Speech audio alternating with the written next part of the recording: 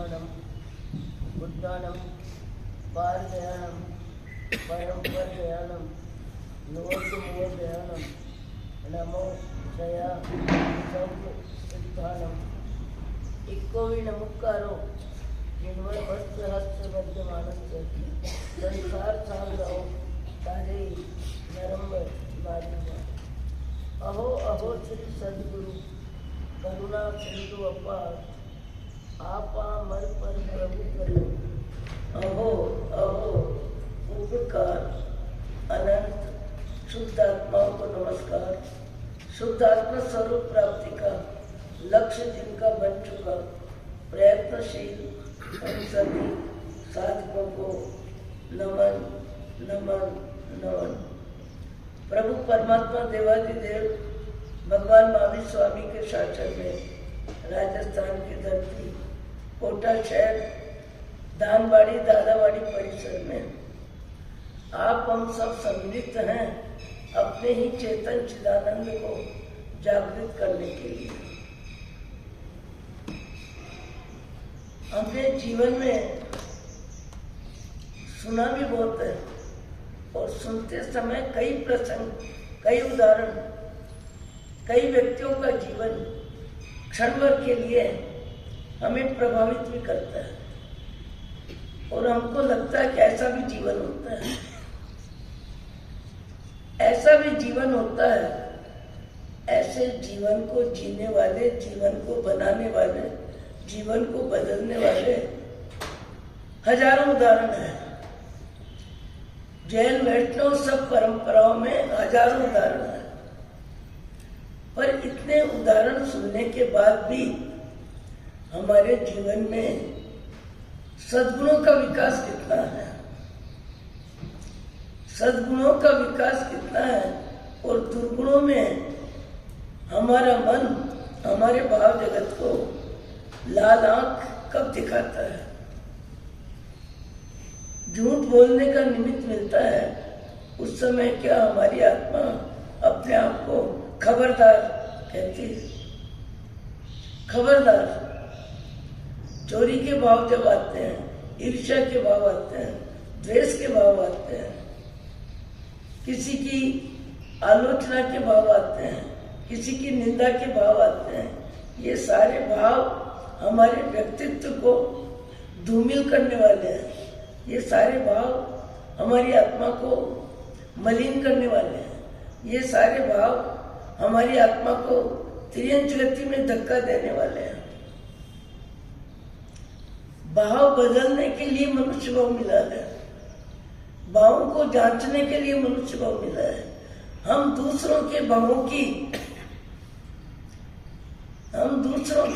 की क्या कर रहे हैं?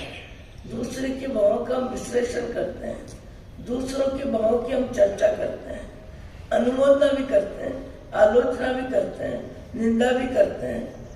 पर हमारा जीव जितना दूसरों के बारे में सोचने में, बोलने में, देखने में, सुनने में समय व्यतीत करता है, उस अपेक्षा से अपने सुधार के लिए मनुष्य भाव के समय का उपयोग करने वाले विरले व्यक्ति हैं। और जिनको अपना भाव जगत बदलना है, जिनको अपना भाव जगत बदलना है, वो दूसरों से अपेक्षा कम करते हैं। अपने विचारों में, अपने रहन सहन में, अपने खान पान में, अपने परिवार के सदस्यों में वैचारिक विचारों में सामंजस्य बैठाते हैं।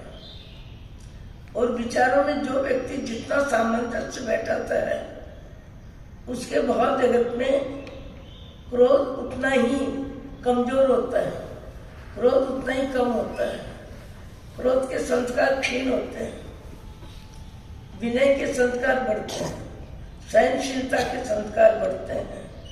और सामंजस्य जहाँ होता है वहाँ व्यक्ति शांति से जीने में सफल हो सकता है। सामंजस्य का वो अपने विचारों का महत्व है, उसी स्तर पे हम दूसरों के दृष्टिकोण से दूसरों के विचारों को भी महत्व दें, दूसरों के विचारों का भी विश्लेषण करें, दूसरों के विचारों में भी क्या अच्छाई है, क्या ऊंचाई है, क्या परहित है, क्या परोपकार है, क्या स्वयं का विकास है। जब अपने और दूसरे के विचारों में हम तुलनात्मक अध्ययन करते हैं और अध्ययन करके जब सामंजस्य बैठाते हैं, सामंजस्य बैठाने वाले व्यक्ति के जीवन में शांति मिलती है, शांति मिलती है, सहिष्णुता बढ़ती है, क्रोध घटता है। और ऐसे व्यक्ति समय पे सावधान रहते हैं। जब निमित्त मिलता है तब सावधान रहते हैं। निमित्त मिलता है तब महापुरुषों के विचारों को जीने में ताकत लगाते हैं। अपने स्वभाव को बदलना, अपने अतीत के संस्कारों को, हल्के संस्कारों को, रत्ना वासना के संस्कारों को, क्रोध मान मायालोभ के संस्कारों को, राग द्वेष के संस्कार जो जीव को अनंत काल से संसार परिभ्रमण करा रहे हैं। परिभ्रमण कोई किसी को नहीं कराता है। परिभ्रमण में स्वयं के विचार, स्वयं का आचार, स्वयं का व्यवहार, स्वयं का भाव जगत, स्वयं का भाव जगत ही कर्मों का बंद कराता है और स्वयं का भाव जगत ही कर्मों से मुक्त कराता है। स्वयं का भाव जगत ही हमको ऊपर उठाता है और हमारा भाव जगत ही हमें नीचे गिराता है। कितने उदाहरण हैं। एक एक निमित्त को लेके व्यक्ति अपने भाव जगत को ऊपर उठाते हैं। एक साधक है, एक साधक है और जैन दर्शन का अध्ययन करते हैं, त्याग तप में रुचि रखते हैं, ज्यादा में ज्यादा ऊंचे अच्छे विचारों को अपने जीवन में बढ़ाना चाहते हैं, ज्यादा में ज्यादा वे सद्गुणों के प्रेमी हैं और अपने आदर्श के रूप में वीतराग का चित्र, वीतराग का जीवन भगवान महावीर स्वामी आदि 24 तीर्थंकर, गणधर, अनेक ऋषि महर्षि जिनके जीवन से हकीकत में प्रेरणा मिलती है, ऐसे जीवन को आदर्श के रूप में उपस्थित करते हैं। उनका नाम है बनारसी दास जी। और अपने जीवन को ऊपर उठाने के लिए अपूर्व अवसर है वो क्या रे अवसर। मेरे जीवन में ऐसा समय कब आएगा, ऐसा अवसर कैसा आएगा, ऐसा भाव जगत कैसे होगा कि मैं बाह्य जगत में रहूं पर बाह्य जगत मेरे में न रहे। क्रोध का निमित्त मिले मेरे भाव में क्रोध की उपस्थिति न हो, लोभ का निमित्त मिले मेरे भाव में लोभ की उपस्थिति न हो, ईर्ष्या का निमित्त मिले मेरे भाव में ईर्ष्या की उत्पत्ति न हो। मेरे भाव जगत में सद्गुण बढ़ते जाए और दुर्गुण घटते जाए। मेरा भाव जगत ही मेरा संसार है। मेरा भाव जगत ही मुझे ऊपर उठाता है, मेरा भाव जगत ही मुझे नीचे गिराता है, मेरा भाव जगत ही मुझे ललचाता है। सामान्य व्यक्ति दूसरे की क्रियाओं को देख के, दूसरों की संपन्नता को देख के, दूसरे के वैभव को देख के, दूसरे के सम्मान को देख के ललचाता है, चाहिए चाहिए चाहिए चाहिए। और ऐसे भी व्यक्ति हैं जिनके पास बहुत कुछ है, उसके बाद उनके भाव जगत में एक विचार तरंग उठती है, मुझे नहीं चाहिए नहीं चाहिए नहीं चाहिए। बनारसी दास जी भगवान महावीर के अनुयायी, साधक जीवन में रुचि, बहुत ऊपर उठना चाहते हैं, बहुत ऊपर उठना चाहते हैं कि मेरे जीवन में ऐसा समय आना चाहिए राग भाव को राग में बदल दो, राग भाव को राग में बदल दो। गुरु ने विचक्षण सिंह जी महाराज समय समय पर ये वाक्य बोला करते थे। हमको हमारे जीवन में और कुछ नहीं करना है, सब कुछ करते हुए, खाते पीते बोलते सब संसार में रहते हुए हमको अपने भाव जगत में राग को राग करने का निर्णय लेना है। राग को राग राग ही जीवन है, राग में ही सारी समस्याएं है, राग में ही परिग्रह बढ़ता है, राग में ही व्यक्ति लग जाता है। खाने की क्रिया हो, पहनने की क्रिया हो, देखने की क्रिया हो, सुनने की क्रिया हो, सब में हमारा राग तत्काल उपस्थित हो जाता है। परिग्रह का निमित्त मिले तो मन राजी राजी हो जाता है, सम्मान मिले तो मन राजी हो जाता है, थोड़ा भी अपमान मिले तो मन हैरान हो जाता है। हमारा मन नन्हे मुन्ने बच्चे जैसा है, राजी होना, नाराज होना। सामान्य व्यक्ति के जीवन में राजी नाराज होने का कार्यक्रम बाएं हाथ का खेल है। सामान्य व्यक्ति के जीवन में निमित्त जो भी मिले, शब्द का मिले, गंध का मिले, स्पर्श का मिले, देखने का मिले, निमित्त जो भी मिले, निमित्त के अनुसार हमारा भाव जगत निमित्त के अधीन हो जाता है, निमित्त के अधीन हो जाता है। श्रीमद ने लिखा है एक जगह, निमित्ताधीन वृत्ति, निमित्ताधीन वृत्ति फरी फरी चलित થઈ જાય છે, न थवा अचल उपयोग राख, गंभीर उपयोग राख।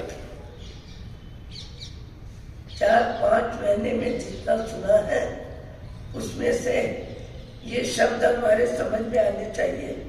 इन शब्दों का अर्थ हमें मालूम होना चाहिए, इन शब्दों में हमारी रुचि आनी चाहिए।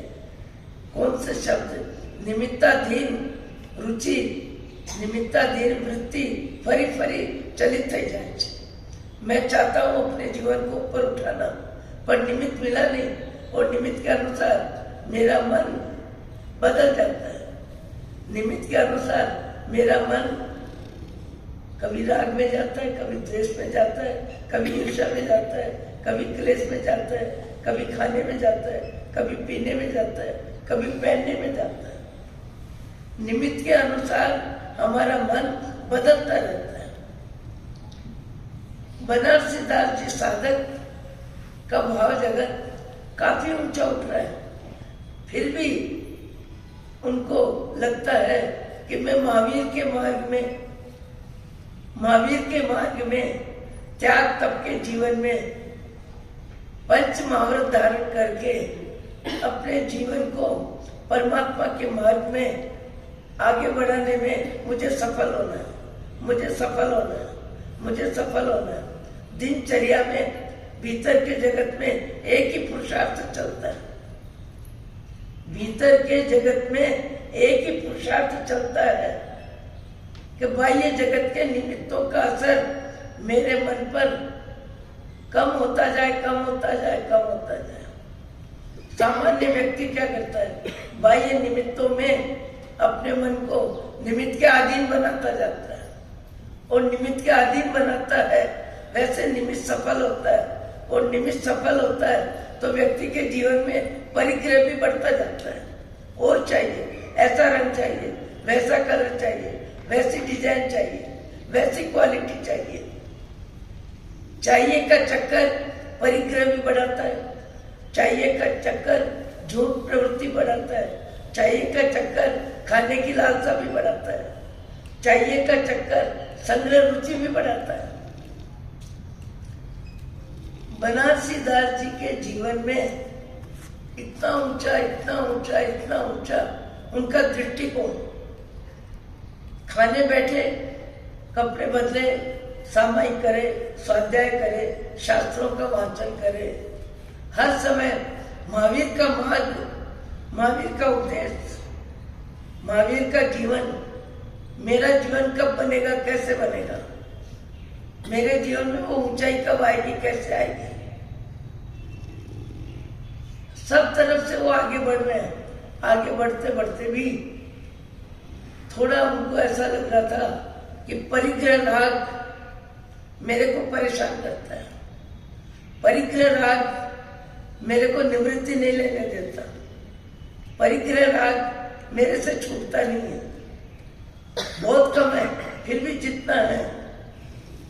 रोग कम में कम भी ज्यादा लगता है व्यक्ति को। परिग्रह राग उनको को बहुत मानसिक रूप से दुखद था कि मेरा परिग्रह राग क्यों नहीं छूटता है।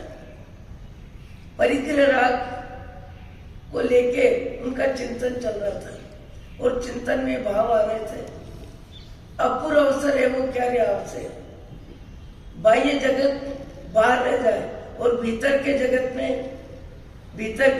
में बाह्य जगत 9-2-11 हो जाए। बाह्य परिग्रह और आभ्यंतर परिग्रह। परिग्रह 2 प्रकार का है।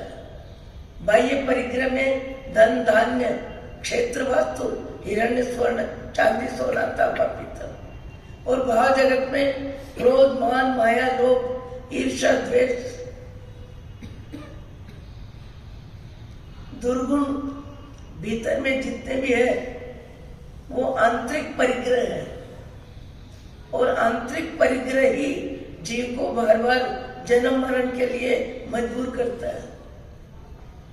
आंतरिक परिग्रह ही जीव को त्रियंच गति में धक्का देता है।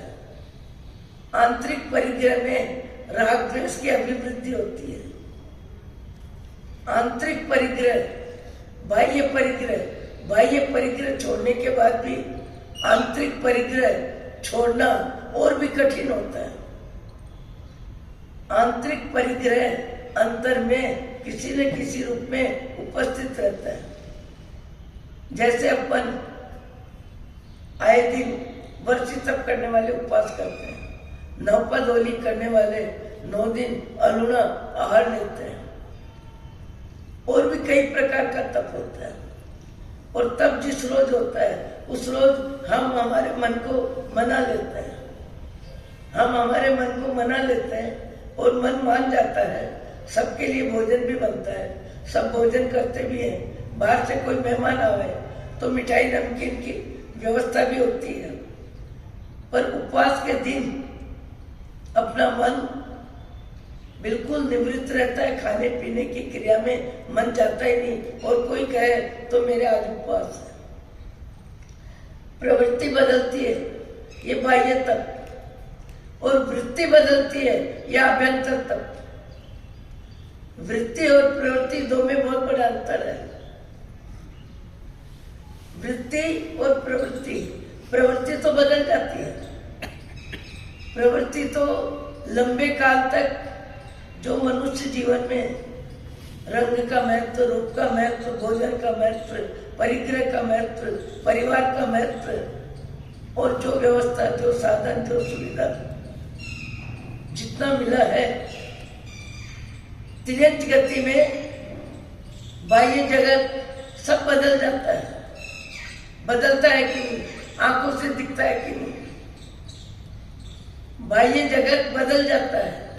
पाप के उदय में भी बदलता है, त्याग में भी बदलता है, तप में भी बदलता है, वैराग्य में भी बदलता है। पर प्रवृत्ति और वृत्ति 2 के बीच अंतर समझ में आना चाहिए। प्रवृत्ति और वृत्ति आंतरिक और प्रवृत्ति बाहर में। प्रवृत्ति हमने बहुत बार बदली है, इरादे पूर्वक भी बदली है, इच्छा पूर्वक भी तप किया है, जप किया है, उपवास किया है, पर वृत्ति नहीं बदलती है। प्रवृत्ति तो पशु गति में कितनी ज्यादा बदलती है, और उस परिस्थिति को भी जीव आसानी से स्वीकार करता है। आप हम आंखों के सामने देखते हैं, जीव नहीं बदलता है। जीव सबके शरीर में जीव एक सा है। जीव सबके शरीर में एक सा है। जीव का लक्षण एक सा है, सुख दुख का अनुभव करना, ज्ञान गुण, दर्शन गुण, चारित्र गुण, यह आत्मा का स्वभाव है। और इस स्वभाव के बिना आत्मा रहती नहीं है। पर बाह्य जगत में आत्मा बाह्य जगत को मैं मानने की वजह से बाह्य जगत में ही उसकी रुचि, उसका रस बना रहता है। ज्यादा में ज्यादा बाह्य आत्मा का रस किसमें रहता है? किसमें रहता है? खाने की नवीनता, खाने की विविधता, स्वाद की अधिकता ले लो। वस्त्र में वस्त्रों की अधिकता, रंग की अधिकता, रूप की अधिकता, बाह्य जगत में जीव इन सब में अपना मन घुमाता ही रहता है और मन घूमता ही रहता है और घूमने वाला मन भाव जगत में कर्म बंधन करता ही रहता है। हमको कर्म बंधन में जरा भी अरुचि नहीं है। मेरे कर्म का बंधन न हो इसमें हमारी जरा भी अरुचि नहीं है। शुभ अशुभ शुभ अशुभ शुभ अशुभ दो के बीच में झूलते हैं और मनुष्य भाव में जो ऊंचाई, जो क्वालिटी, जो शरीर की व्यवस्था, जो परिवार की अनुकूलता, धन धरती का योग, पशु गति में क्या है? पशु गति में जीव को कुछ नहीं मिलता है, पर भावों में सब कुछ बना रहता है उसके भी। बाह्य जगत मिलता नहीं है, पर भाव जगत में बना रहता है। भाव जगत में सारे भाव बने रहते हैं। बनारस सिद्धार्थ जी भाव जगत को बदलने में पूरी ताकत लगा रहे हैं। भोजन करूं, भोजन में रस मेरा समाप्त हो। वस्त्र पहनूं, वस्त्र में मेरा रंग क्वालिटी का राग समाप्त हो। जगत को देखूं, देखने में दृश्य जगत में मेरी राग द्वेष की वृत्ति शांत हो। दिखाई तो देगा, दृश्य जगत दिखाई तो देगा। दिखाई देना दृश्य का स्वभाव है और आत्मा का स्वभाव देखना, दृष्टा ज्ञाता दृष्टा आत्मा का स्वभाव है। मैं बार बार बोलती हूँ पंडाल दिख रहा है, दिखना अपराध नहीं है, इसकी क्वालिटी है, ये जड़ है, इसमें वर्ण गंध रस स्पर्श है, इसका अपना महत्व है, इसकी अपनी उपयोगिता है, पर इसमें राग द्वेष की जो वृत्ति है हमारी, वही हमारे लिए कर्म बंधन का कारण है। पशु जगत में अभाव अभाव और अभाव, अपमान अपमान और अपमान।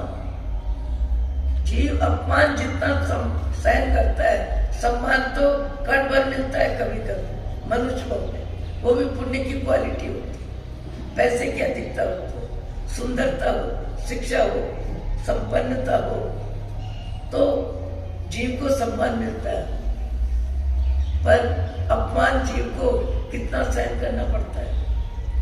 त्रियंच गति में अपमान ही सहन करता है जीव, कितना सहन करता है। कभी चिंतन किया अपन ने कि जीवाराम तुमको सम्मान की इतनी भूख है, पर तुमने अपमान का जीवन लाखों वर्ष, लाखों नहीं इससे भी अधिक अपमान का जीवन जीने का तुम्हारा अभ्यास बहुत लंबा है, पर तुम्हारे भाव जगत में सम्मान पाने की भूख कब कब होगी। सम्मान मिलना अपराध नहीं, सम्मान पाने की भूख। सम्मान नहीं मिलने पर चेहरा लटक जाता है। कई व्यक्ति दूसरों को सम्मानित देख के भीतर भीतर मानसिक रूप से परेशान हो जाते हैं। इनको इतना मिल रहा है, इनको इतना मिल रहा है, इनको इतना सम्मान मिल रहा है, इनकी इतनी पूछ है, इनका इतना नाम है। दूसरों के पुण्य के उदय में हैरान होना, ये हल्के जीव का लक्षण है। दूसरों की सुविधा में, दूसरों के सम्मान में, दूसरों की सुख सुविधा में हैरान होना, ये जीव का हल्के में हल्का विचार है। और ये हल्का विचार हमको हल्की गति में धक्का देता है। कोई किसी को दुर्गति में नहीं भेजता, हमारे विचार ही हमको भेजते हैं। हमारा भाव जगत ही हमारा हल्का होता है तो हल्की गति देता है। हमारा भाव जगत ही दूसरे का धन मेरे अधिकार में आ जाए, अपना अधिकार बढ़ाना चाहता है, अपना सम्मान बढ़ाना चाहता है, अपनी सुविधा बढ़ाना चाहता है, अपने कपड़े बढ़ाना चाहता है, अपनी भोजन की क्वालिटी बढ़ाना चाहता है। पुण्य के उदय में जीव की तृष्णा बढ़ जाती है, आसक्ति बढ़ जाती है, अहंकार बढ़ जाता है, और सुविधा मिलती है तो परिग्रह बढ़ा के राजी होता है, कपड़े बदल के राजी होता है, भोजन में विविधता खा के राजी होता है, कोई अपनी प्रशंसा कर दे तो मन भाग भाग हो जाता है। ये जीव का स्वभाव नहीं है, ये जीव का विभाव है, ये जीव का विज्ञान अज्ञान का फल है, ये आसक्ति का फल है। ये पाप का बंध कराता है। पुण्य के उदय में जीव ज्यादा पाप का बंध करता है। बनारसी दास जी का सम्यक दर्शन, सम्यक ज्ञान उनको सब तरफ से प्रेरित कर रहा है। अबंध की स्थिति में हो, वीतराग तुम्हारी आत्मा का मूल स्वभाव है, उस मूल स्वभाव की तरफ तुम्हारा प्रयत्न होना चाहिए। और अपनी दिनचर्या में अपने भाव जगत को जांचते रहते हैं। ज्ञानी ज्ञान के मार्ग में जो आगे बढ़ते हैं वो अपने भाव जगत को बाह्य जगत में जीते हुए भाव जगत को जांचते रहते हैं, भाव जगत को समझते रहते हैं, भाव जगत को बदलने के लिए अपने भाव जगत को भीतर ही भीतर धिक्कार भी देते हैं। क्यों धिक्कार देते हैं? अरे अनंत काल की यात्रा में कितना खाया, कितना पिया, कितना बसाया, कितना दाम्पत्य जीवन में रस्ता वासना में 5 इंद्रियों के विषयों में तूने रुचि ली, अभी तक भी थका नहीं है। अभी तक भी जीव जिन विचारों में अनंत काल जीता रहा उन विचारों को आज भी महत्व देता है। श्रीमद राजचंद्र भाई लिखते हैं, हजी जीव क्या था क्यों? शब्द क्या है? अनंत काल से आत्मा संसार में है, 4 गति 84 लाख में है, अभाव भी खूब और देवगति में सम्मान का साधन भी बहुत मिला, सब कुछ मिला, पर सब कुछ लंबा समय की कम समय सब छूटता है। सदा के लिए जीव को कुछ नहीं मिलता है, सदा के लिए जीव को कुछ नहीं मिलता है, पर जितना मिलता है जीव को उतना ही उसकी तृष्णा बढ़ती है, उसकी पाने की ख्वाहिश बढ़ती है। ये मेरे पास बना रहे, ऐसे ही मोह पैदा होता है। पर हर चीज छूटती है, भाव बदलता है, शरीर बदलता है, परिवार बदलता है, धन धरती का संयोग बदलता है। परिवर्तनशील संसार है। परिवर्तनशील संसार में जब आत्मा को आत्मा का ज्ञान हो जाता है तब वैराग्य भाव आता है। वैराग्य किसको कहते हैं? जीवन की हर व्यवस्था में राग का कम होना। राग जितना कम होगा उतना ही वैराग्य फलीभूत होगा। वैराग्य क्या? राग का कम होना, राग का मंद होना, तृष्णा शांत होना और चाहिए की ख्वाहिश कम होना, उसको क्या कहते हैं? वैराग्य। वैराग्य जीवन में कब आता है?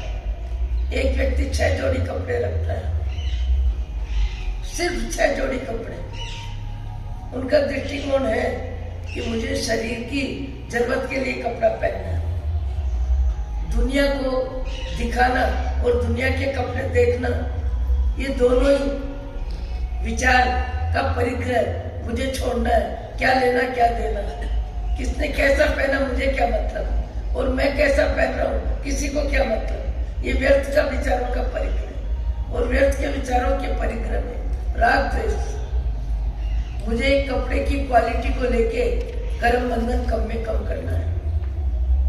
कपड़े की क्वालिटी को लेके, कपड़े की संख्या को लेके मुझे कर्म बंधन कम में कम करना है। उन महानुभाव को मैंने अजमेर में देखा। गुरु ने विचक्षण सिंह जी महाराज के संपर्क में उनकी श्रद्धा बहुत ज्यादा थी। वो कहने लगे, एक दुकान जाता हूँ और बिन धोया लट्ठा खरीदता हूँ, धोबी उसको धो देता है। 6 कुर्ते और 6 पायजामे, 6 कुर्ते और 6 पायजामे बनवा लेता हूँ। 12 महीने तक कोई जरूरत नहीं रहती। मैंने कहा ऐसा क्यों? बोले मुझे जीवन में, जीवन की व्यवस्था में राग कम करना है। राग को बढ़ाना नहीं है, राग को कम करना है। हम अपने जीवन में झांके कि हम राग की अभिवृद्धि में रुचि रखते हैं या राग को घटाने में रुचि रखते हैं। हमारा भाव जगत परिग्रह बढ़ाने में रुचि रखता है या परिग्रह घटाने में रुचि रखता है? हमारा भाव जगत ही सब कुछ है। भाव जगत ही बाह्य जगत को पकड़ता है, भाव जगत ही बाह्य जगत में इतराता है, भाव जगत ही बाह्य जगत में और चाहिए ऐसी तृष्णा आकांक्षा करता है। भाव जगत के अलावा हमारा कुछ नहीं। वो महानुभाव बोले मेरे को एक समझ आई कि शरीर है, शरीर की व्यवस्था है और व्यवस्था में कपड़े चाहिए, पर मुझे दुनिया को दिखाना भी नहीं है और दुनिया के कपड़े देखने भी नहीं है। मुझे तो मेरे शरीर की जरूरत पूरी करनी है। बोले एक दुकान पे गया, कपड़ा मिल गया। एक दुकान पे गया, कपड़ा खरीद लिया। खरीदने में भी समय कम, कपड़े की क्वालिटी देखने का समय नहीं, और परिग्रह भी कम, और 6 कुर्ते 6 पायजामे बना के अलमारी में रख दिए। निकालते समय राग द्वेष की प्रवृत्ति कम। कौन सा निकालना, कौन सा पहनना, कितने विचारों का परिग्रह चलता है। विचारों का परिग्रह खाने को लेके, पहनने को लेके, देखने को लेके, कितना विचारों का परिग्रह। कब कौन सा कपड़ा पहनना, कब कौन सा कपड़ा निकालना। चेहरा तो बदलता नहीं, कपड़े ही बदलते हैं। व्यक्ति जिंदगी भर और चाहिए इस तृष्णा में जीता है। 500 वस्त्र, 200 वस्त्र, 100 वस्त्र पहन लिए, बचपन से लेके जवानी, जवानी से प्रौढ़ावस्था और वृद्धावस्था की ओर शरीर जा रहा है, पर चाहिए का चक्कर नौजवान है। चाहिए का चक्कर जो का त्यों जीवित है। और चाहिए और चाहिए और चाहिए कि तृष्णा का अंत नहीं है। तृष्णा का अंत होता नहीं है। वैराग्य भाव से तृष्णा कम होती है। अपने पूजा में भी आता है और जगह भी आता है। क्या आता है?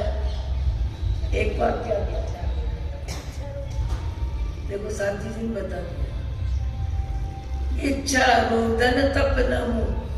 तब कब होता है? जब इच्छाएं कम होती है। हम इच्छाएं बढ़ाने में रुचि रखते हैं, इच्छाओं की अभिवृद्धि में रुचि रखते हैं। ज्ञानी क्या करता है? इच्छाओं को कम करने में रुचि रखते हैं। उन महानुभावों को मैंने सुना, सही में पढ़े लिखे थे, अध्यापक थे, रात्रि में बच्चों को पढ़ाते थे, सवेरे वृद्ध व्यक्तियों को फल ले जाके भी देते थे और बहुत शांति से जीते थे। बोले भोजन में एक अन्न लेना, 2 बार ही लेना, क्वालिटी का राग छोड़ना है, पसंद का राग छोड़ना है, और चाहिए का राग छोड़ना है, खट्टे मीठे नमकीन का राग छोड़ना है। जिसका आत्मा की तरफ लक्ष्य बन जाता है, जिसको संसार परिभ्रमण में थकावट आती है, जिसको चिड़िया कबूतर बैल बकरी बनके संसार का वजन नहीं ढोना है, उस व्यक्ति का भाव बदलता है। और जिसका भाव बदलता है वो दुनिया को नहीं देखता, दुनिया से शिक्षा नहीं लेता, दुनिया की नकल नहीं करता, दुनिया के अनुसार खाने पीने पहनने में रुचि नहीं रखता। बनारसी दास जी जीवन को बहुत ऊपर उठा रहे, बहुत ऊपर उठा रहे, काफी ऊपर उठा दिया। खाने में, पीने में, पहनने में, ओढ़ने में। कई व्यक्ति क्या करते हैं? खाने की क्रिया में भी संक्षिप्त करते हैं। संक्षिप्त क्यों करते हैं? जो चीज आई वही खा ली, जो चीज अच्छी बनी वही ले ली, तो कहीं न कहीं हमारी जिह्वा इंद्रिय संतुष्ट होती है। पसंद का राग, और पसंद का राग को मिलने में और सहयोग करने में बहुत जल्दी व्यक्ति सफल होता है। कोई सहयोग करता है, अरे बहुत अच्छी चीज है, खा लो, बहुत अच्छी चीज है, पहन लो, बहुत अच्छा है। तो मोही जीव को मोह के शब्द भी काम आते हैं। मोही जीव को मोह के शब्द काम आते हैं, मोह की भाषा काम आती है, मोह का व्यवहार काम आता है। खास चिंतन करने लायक ये सारी बातें हैं। बनारसी दास जी पंच महावरत धारण करके मुनि मार्ग में वीतराग की प्राप्ति के लिए सर्व त्याग के भाव बना रहे हैं, पर थोड़ा परिग्रह राग छूटता नहीं है। छोड़ना है, छोड़ना है, छोड़ना है, पर छूट नहीं रहा है। एक रोज ऐसा योग बना, शायद कई बार साथी जी ने सुनाया होगा किसी ने। एक बार ऐसा योग बना, वो रात्रि में विश्राम कर रहे हैं और एक चोर, चोरी की प्रवृत्ति है, चोरी से धन कमाना, चोरी से ग्रस्त जीवन जीना, ऐसा जिसका अभ्यास है, वो चोरी के लिए जहां जा रहा है वहां पहला ही मकान बनारसी दास जी का मिला और थोड़ा हाथ लगाया तो गेट खुल भी गया, भीतर से बंद भी नहीं है, खुल गया। और खुलने के बाद देखता है व्यक्ति सोया हुआ है। अलमारी भी मिल गई, अलमारी भी योग संयोग से खुल गई और सामान भी दिख गया, क्वालिटी भी दिख गई। परिग्रह का राग जिसको संतुष्ट करने के लिए चोरी करने आया, वो व्यवस्था अनुकूल मिल रही है, अनुकूल मिल रही है। धीरे धीरे गेट खोलता है, धीरे धीरे सामान निकालता है। आपको हमको सबको पता है, जो व्यक्ति सही कार्य करता है उसको भय नहीं होता, उसको भय नहीं होता, उसको कोई देखेगा ऐसा भाव नहीं आता। वो सहजता से अपनी क्रिया में लगा रहता है। पर जिसको गलत काम करना है, गलत काम करने वाला अपनी बुद्धि का उपयोग अधिक करता है, बुद्धि को सजग करता है, सावचेत रहता है। मैं चोरी कर रहा हूं, मेरी चोरी कोई न जाने, ये भाव उसका रहता है। कई व्यक्ति कभी कभी आंख से भी एक दूसरे को देखने में राग भाव से चोरी करते हैं। कभी कभी ऐसी जगह भी चोरी करते हैं, व्याख्यान में बैठे हैं और एक दूसरे को देख रहे हैं और देखते हुए क्या देखते हैं, मैं देख रहा हूं, मुझे कोई ना देखे। चोरी करने वाला छिपाने का भाव किए बिना रह नहीं सकता। और जिसका भाव सहज है, सरल है, स्पष्ट है, कोई भीतर में लगाव नहीं है, दुराव नहीं है, छिपाव नहीं है, कोई देखे तो क्या, कोई नहीं देखे तो क्या, फर्क नहीं पड़ता। पर राग जीव को अनंत काल से संसार में परिभ्रमण करा रहा है। और राग एक प्रकार का नहीं होता, राग 1000 तरह का होता है और 1000 प्रकार के राग में जीव व्यस्त रहता है, त्रस्त भी रहता है, अनुकूलता में मस्त भी रहता है, स्वस्थ कभी नहीं होता। स्वस्थ आत्मा का ज्ञान खोल और गट्ठर माल भी मिल गया और माल को धीरे धीरे निकाल भी लिया। और क्या सोच रहा है, मैं माल को गट्ठर बांध के ले जाऊं वहां तक इनकी नींद न खुले, जो मालिक है उसकी नींद न खुले, और न खुले तो मैं ले जाऊंगा। बनारसी दास जी जगते हुए भी सोने का भी नहीं कर रहे, निद्रा का भी नहीं कर रहे, चुपचाप सो रहे, चुपचाप सो रहे। देखो ऐसी भी आत्माएं होती है, वो अलमारी से सामान निकाल रहा है, गट्ठर बांध रहा है, सब क्वालिटी का माल ले रहा है और वो चुपचाप सो रहे हैं। जगते हुए भी सोने का भी नहीं कर रहे, इसलिए किसको दखल न हो, इसको तकलीफ न हो। और मैं तो कब से चाहता ही हूं कि मेरा परिग्रह छूटे छूटे छूटे, परिग्रह छूट नहीं रहा है, मेरे भाव में परिग्रह छूट नहीं रहा था। आज ये व्यक्ति मेरे परिग्रह राग को तोड़ने के लिए आया है, खत्म करने के लिए आया है। ये मेरा अंतरंग दृष्टि से सहयोगी है, परिग्रह राग मेरा खत्म होगा। ऐसा व्यक्ति सुनने में भी आश्चर्य होता है, सुनने में भी आश्चर्य होता है। वो गट्ठर बांध लेता है, उठाता है तो वजन इतना हो गया वो उठता नहीं है। और ऐसे समय में बनारसीदास जी उठ करके उसको सहयोग करते हैं और सहयोग करके गट्ठर सिर पे रखता है और रख के जैसे निकलता है वैसे ही बनारसीदास जी कहते हैं इस उपकारी को धन्य हो, आज मेरा परिग्रह छूटा। परिग्रह छोड़ने की बात आज मेरी सफल हो गई। आज ये परिग्रह ले गया, मैं छोड़ना नहीं चाहता पर छूट गया। अपना कोई 10-20 हजार, 1-2 लाख, 10-20 लाख कहीं नुकसान हो जाए, वापिस ना आए, घाटा लग जाए, जीवन जीने की व्यवस्था में कोई कमी नहीं है। उसके बाद भी भाव कब बदलता है, कितना बदलता है और कैसा बदलता है, किसके प्रति द्वेष आता है, किसके प्रति क्रोध आता है, किसको तकलीफ देने का भाव आता है, किसी को थप्पड़ मारने का भाव आता है, किसी की बदनामी करने का भाव आता है। ये परिग्रह राग जीव से पाप कम नहीं कराता, बहुत तरह का पाप करवाता है। यहाँ बनारसीदास जी परम वीतराग के भक्त हैं, वीतराग के मार्ग में जाना चाहते हैं और उसको मित्र मान के, उसको सहयोगी मान के, उसको साथ सहयोग करते हैं और निश्चिंत हो जाते हैं। जो छूटता नहीं था छूटा छूटा छूटा। हमारे जीवन में अपनी इच्छा के बिना यदि कोई चीज छूटती है तो क्या लगता है? धन है, कमी नहीं है, पर मेरा मन 5,000 का था।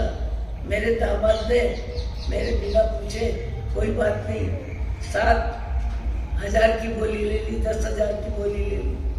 अपने मन से ज्यादा यदि कोई अच्छा कार्य भी होता है तो मन को अच्छा नहीं लगता है,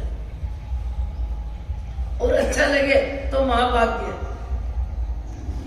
और सामने वाले को धन्यवाद दो कि अच्छा हुआ, और ज्यादा लाभ मिल गया, और ज्यादा लाभ मिल गया। सब क्वालिटी के लोग होते हैं। आपने व्याख्यान में सुना है, जन्मदिन मनाने भद्रावती में 2 व्यक्ति आए और दोनों की बोली कितनी बड़ी, और बोली जिसकी छूटी उसको लाभ मिला, और लाभ मिला तो दूसरा भी समस्तर पे खड़ा था। वो भाई साहब कहने लगे कि आपने इतनी बोली बढ़ाई तो मुझे लाभ मिला, इतनी बोली बढ़ाई तो मुझे लाभ मिला। कभी कभी मंदिर में व्यक्ति सोचता है अब कोई नहीं बढ़े तो अच्छा, अब कोई नहीं बढ़े तो अच्छा, इसलिए कि मेरे को लाभ मिले, मेरे को लाभ लेना है और कम में लाभ लेना है। भगवान करे अब कोई बोली नहीं बढ़ावे। ये मनुष्य का मन है, इसको जांचना, इसको समझना, इसको संभालना आसान नहीं है। वो लेके चला जाता है और जाके पत्नी कहती है इतनी जल्दी कैसे आ गए, किसके चोरी करी, किसके धाक पड़ा, इतने जल्दी आ गए, अभी तो गए थे। तब बनारसीदास जी के चोर कहता है कि आज मैं कहीं नहीं गया, भगवान का भक्त बनारसीदास जी का गेट खुला मिल गया और उनके यहाँ से चोरी करके आया और उन्होंने सहयोग दिया। पत्नी कहती है राम राम, कहाँ गए, किसके यहाँ गए? अरे ऐसा भगवान का भक्त, ऐसी ऊंची क्वालिटी का आदमी, उसका धन तुम लेके आ गए। मैं रोटी बनाऊंगी नहीं, ये रोटी तुमको मेरे को पचेगी नहीं, वो बहुत पवित्र आदमी है।